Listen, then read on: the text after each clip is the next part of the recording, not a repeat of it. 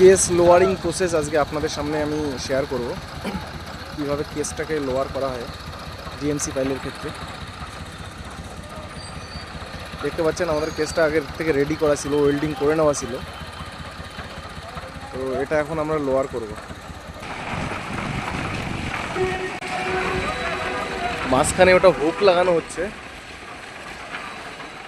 হুকটা লাগিয়ে উইংস মেশিনের সাহায্যে আমাদের কেসটাকে দাঁড় করানো হবে, দাঁড় করিয়ে তারপরে লোয়ারিং করা হবে।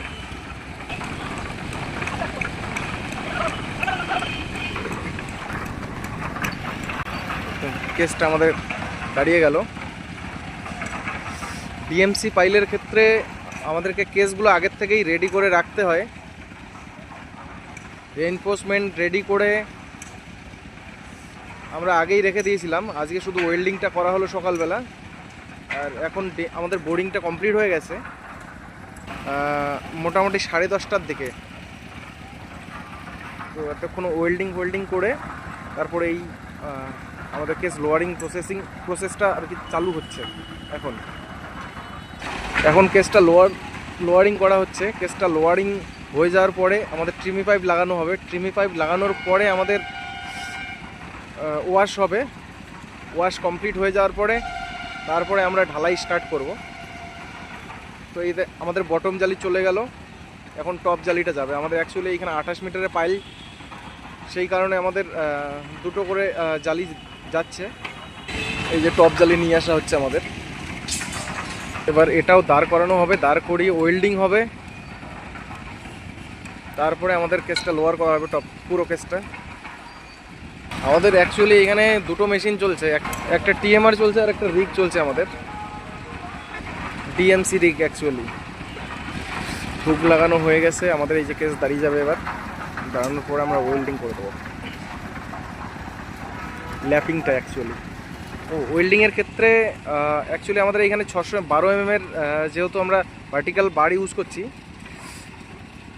সেক্ষেত্রে আমরা 600 mm ল্যাপিং দিচ্ছি 50D-তে।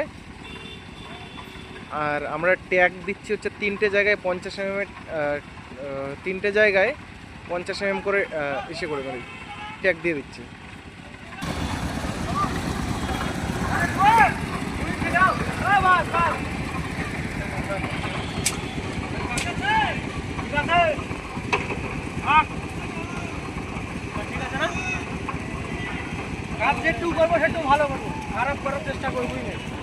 ওইদিকে আমাদের পিএমআর এর কমপ্লিট হয়ে গেছে। Boarding, case lowering, wash, hopper লাগানো সব কিছু কমপ্লিট হয়ে গেছে। এখন ওইটা আমরা আর কি ঢালাই শুরু করে দিচ্ছি।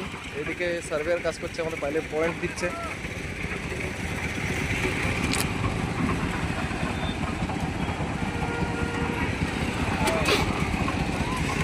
আর এইখানে কেস লোয়ারিং হচ্ছে।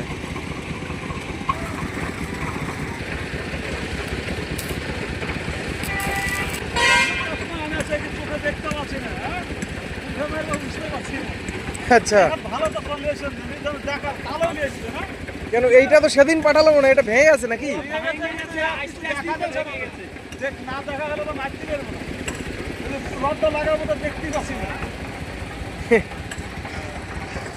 বেশি দেখা গেলেও তো প্রবলেম না।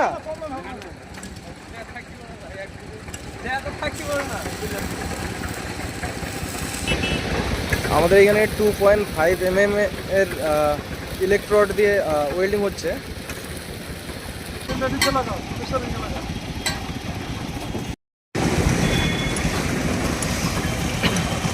আমাদের ল্যাপিং কমপ্লিট হয়ে গেছে, ল্যাপিং জোনে হেলিকেলও লাগানো হয়ে গেছে।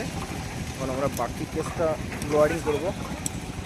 এরপরে আসবে আমাদের হুক ওয়েল্ডিং করতে হবে। অ্যাকচুয়ালি আমরা এখানে এমটি বোর্ডিং রাখছি, তো এমটি বোর্ডিং যতটা থাকবে ততটাই আমাদের হুকও থাকবে।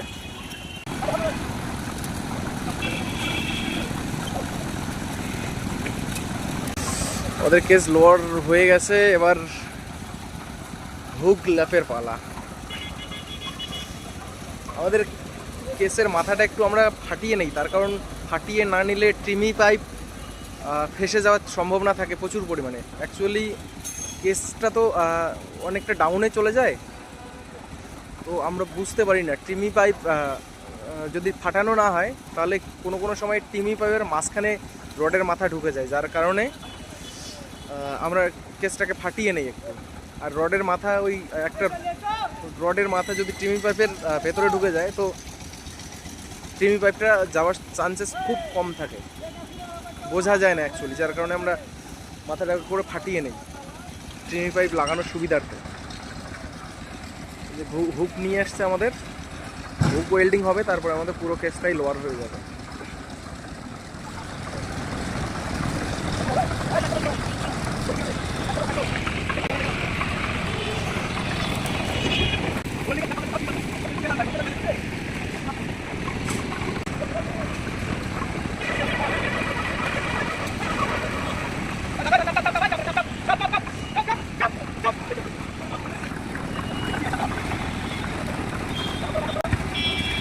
আমাদের কেস লোয়ার হয়ে গেছে,